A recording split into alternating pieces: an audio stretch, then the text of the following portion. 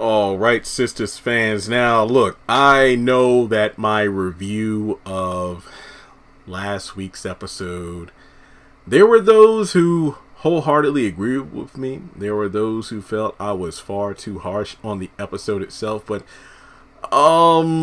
hey, I'm not apologizing for what I said and what I scored the episode. Now, I read the comments. There were a majority who felt like, yo, hey, you were on point. This was trash. It was horrible. Others were like, man, it seems like you just go into the show to find reasons to hate it. No, that was not it at all. It's just that I feel like I'm sorry. I rewatched the episode. I rewatched the episode yesterday. And I still didn't like it. Now, to be honest, some people were saying, well, Jeremy, I think that it might be worthy of, let's say, at least a 2 out of 10 due to the fact that, you know, I feel like maybe the ending with the Hayden stuff is good development. No, because it just happened that just because, and I've said this a lot of times, not just with episodes, but seasons of a show, especially Tyler Perry. Like, I don't care if it has a spectacular season finale. If the other, like, 18 or 19 episodes of the season were boring as hell, the whole season is a whole bomb for me. Same thing with an episode. You can have, like, 39 minutes of mediocre, repetitive dialogue, and then the last couple minutes are just, like, amazing. That doesn't save the episode from a low score. And then others like, what about the Q stuff? You know, talking to Maurice. I thought that was incredibly stupid. The cops still haven't found him, and now all of a sudden he's apologizing to Maurice. And it seems like Maurice is trying to set him up by getting his location, but Q knows it's a setup. So he says he's just around. So that's like, okay, so does that mean Maurice and Sabrina need to be on guard, or what's going to happen?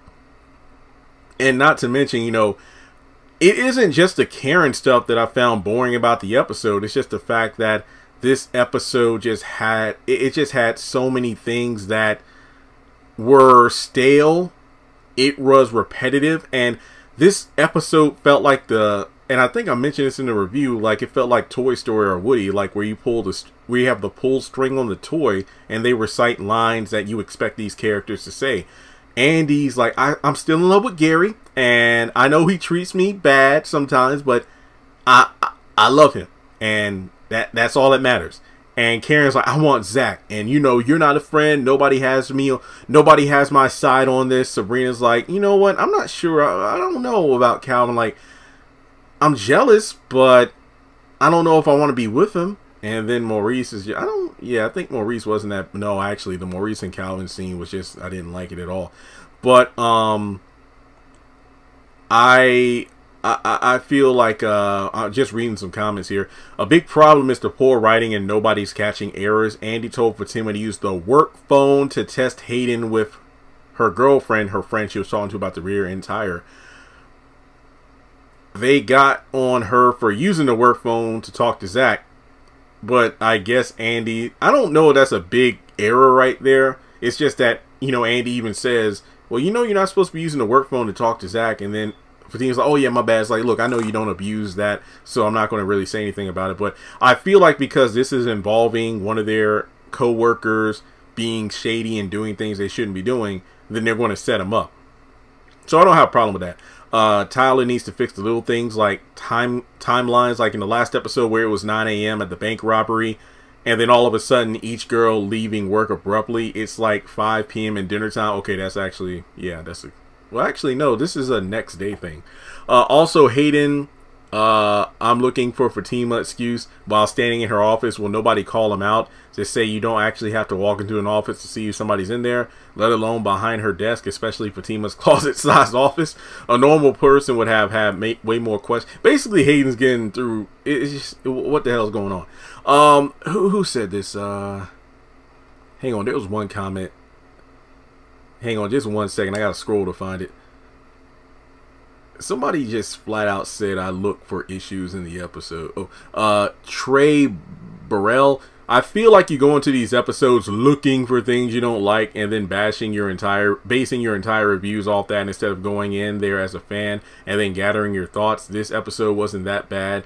Some people were like, it was bad. Other people were like, I agree with the original post. And somebody's like, yeah, that's exactly what's happening. It's bad. Stop trying to make a living off the content. My Rans wrote 3 pages of notes for a 40-minute review for an episode he gave a 0 out of 10 to. I know. What he missed is that Zach renamed Karen the unknown caller so that Fatima wouldn't know she was still calling him. That was at least a 2. But somebody actually responded to what I said in my review, which was, I don't know, like when you block somebody on your phone and then when you unblock them, I'm unsure, and I'm talking about me as a person, I don't know if their phone number would pop up as an unknown anymore. Somebody said that they would. So Miss Renee, I didn't miss that Zach possibly renamed Karen the unknown caller. I literally said in my video, I don't know that if you unblock a blocked number, if that person's number will be unknown. So there's that. But looking at the episode itself, I would still give it. I know somebody like flat out said the brother said he's not going to score the episode, but then gave it a 0 out of 10. Technically 0 is a number, so I did score it, whatever. I said it's arguably a 2 out of 10, you know, after my rewatch, but I still hold to my 0 out of 10. The Sabrina stuff, feeling jealous and not wanting to go have dinner with Calvin because it felt like she was being commanded like a dog, I felt was acceptable. I just feel like Danny plays too much, and it's just, Rodeo needs just to move on, because this woman, 1 minute she says do one thing and then Preston obliges, and then Danny all of a sudden wants him back. No, ain't nobody got time for that. We're adults. Karen just being crazy and possessive and lashing out at everybody.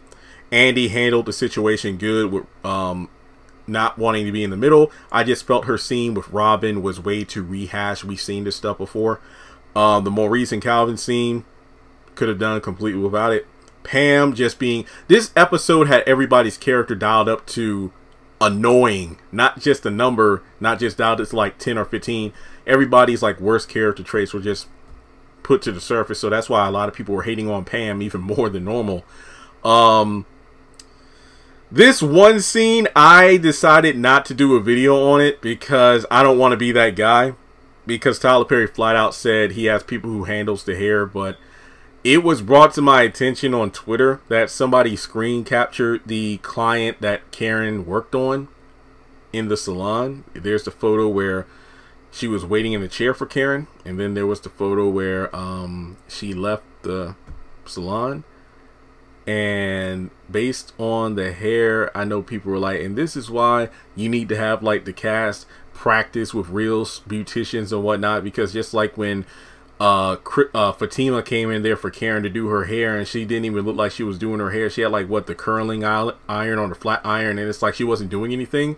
So I am not going to say anything. I feel like the picture speaks for itself, even though the people on Twitter were hilariously talking about how, yeah, this is why Karen is losing business. Look how she got that woman's hair. No wonder her clients went to what was it, Isaiah or Ishmael? I forgot the dude's name. The former employee who took all of her clientele to get hair done at cheaper prices. Yeah, I feel like the picture speaks for itself. I'm not saying anything. Moving on. At the very least, this was the worst of what filler has to offer. That's really all I can say about episode 15. And for the people who say review something else, it's the #1 show on the channel. I'm not stupid. I got bills to pay and I gotta buy a house somehow. So I just feel like for me this episode was Sistas at its worst. And like I said before, I know some people are like, yo, I feel like you're going too hard. Like you said, the music that played during the recap turned you off. Go back and listen to the damn song. Go back to last week's episode. Watch the preview, you know, or the recap. It's like previously on Sistas. That music told you this episode was going to be not good. I'm not sorry about saying that. So I just feel like this episode ought to pick it up. Hell, even the Aaron stuff, the whole like you need to talk with Zach. Like I said, bet money Aaron's going to be either in this week's episode or the next one. He literally said, I'm going to just step away until you talk to Zach and work things out with him. You need to tell him how you feel. How the hell is that going to make her closer to you, Aaron? Seriously, if she tells Zach how she feels, she's either going to be accepted and get back together with him, meaning that you're not going to be with Karen, or she tells him how she feels and he, I wouldn't even say reject her, but basically like, look, I've already told you, we're done. What are you still doing this for? And then she's going to come back to you wounded, and you're essentially a rebound. And then the other option is they have a clean split, which they've already done in the salon when he handed her the money. Hey, you know what? You're right. I'm moving on. Guess what? Aaron, you're still the rebound and number 2 guy. So what exactly is this supposed to prove? Like, dude, just find somebody else. So, yeah, I know some people just like, either they agree with me that this episode was trash. Some were like, you know, I think it's a couple of points worth, Jeremy.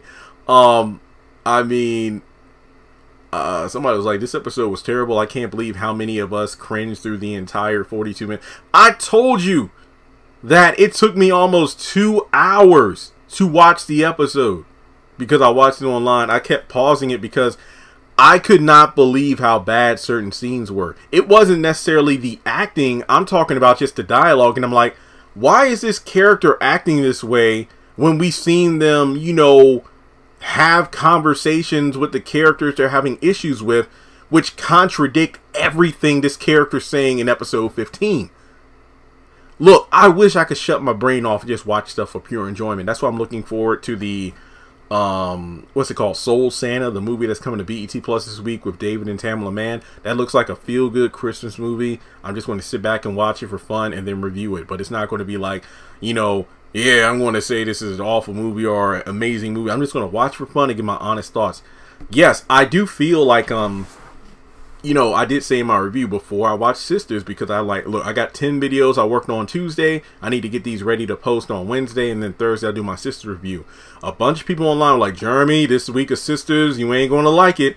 And usually I don't allow people's, my previewing comments and messages that I get. I try not to let that influence how I look at an episode. But I just feel like, when it comes to this episode, it wasn't good. It just wasn't good. It's just one of those things where Tyler Perry had to fill a 22 season limit. I feel like this episode could have been better utilized to develop some of the other characters and not just be used for repetitiveness, because best believe when episode 16 comes out this week, I'm going to be paying attention closely. I'm going to do my best to watch it live. How about that? That way I'm watching it with you all. Some people were watching it on the BET app, so they finished it around 9:30, and they let me know, Jeremy, nope, 1 out of 10, this was trash. So it wasn't just me. And I will definitely best believe that I feel like at least 5 of the things that were mentioned in this particular episode will be contradicted in episode 16, just to show you how bad it was. Like the whole Gary and Andy stuff. All of a sudden, Gary is the love of Andy's life, and she doesn't want to pursue Robin, despite the fact in the last episode she was completely fine with him being gone forever, and him saying that if I leave now, this thing between us is officially over. What? So I'm done talking about it. Look, whenever I feel like I misscored an episode, I'll let you know. But in this case, I feel like this episode enraged me as much as the season 2 finale of Sisters did. So look, if you disagree with me, that's completely fine. But don't just say like, well, if you don't like it, then you shouldn't watch it. That's too generic. Give me some substance. Because guess what? Not every episode I do is bashing the series. Because guess what? I was one of the few people reviewing the show since the first episode, when my videos were not getting any views at all. I was doing Have and Have Nots, Ambitions, The Oval. I was juggling so many shows. There was a time I had quit Sisters in the towards the middle of season 1, but people were like, no, go back. It was like episode 13 or 14 or something. People were like, no, watch it again, it's good. And then I did. I think it was like 16 or 17. I'm like, okay, the series is now good. And then my views went up. But when the show first started, when I was one of the few people reviewing it, it was barely getting hits. I think season 3, Ashley Miller is reviewing the show. She said she's been watching since the beginning, but she's never reviewed it. Season 3, this is the first season she's been reviewing the show. But in terms of like day 1 reviewers on the show, that was me. So I get to say what I want. So, and I'm honest too. It's not, you know, I'll tell you when the show's good. I tell you when I like something. When the show's bad, I'll tell you when it's shitty. And that's what I did in my last review. So just keep that in mind. Like, I don't get up here to hate. I get up here to communicate. There you go. Take that for what it is. So, as always, make sure you like the video and subscribe. Follow me on social media. Links are in the description below. Like I mentioned in every video, that bell icon and selecting all, that's your best friend. Because I want to make sure you know when I post content to the channel. And to round things out, if you want to donate, feel free to do so on PayPal or Cash App.